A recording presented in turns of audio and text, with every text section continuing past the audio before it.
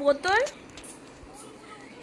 একটা বোতলের জন্য একজন কাঁদছে, কাঁদছে, আর সে ওই জন্য দাদাকে দেবে না বলে দুটো বোতল নিয়ে বসে আছে। একটা বোতল দাও মামা, দুটো বোতলে কে একসঙ্গে জল খায়? দিদি এক্ষুনি মারপিট হবে।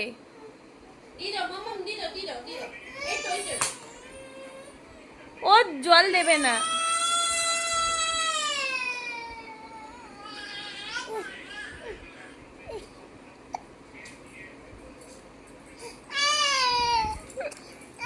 আরে তোর বোতলটা ফেলে দিলি।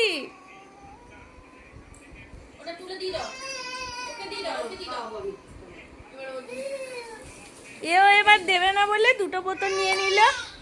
এদের কি সুন্দর ঝগড়ার সৃষ্টি হলো।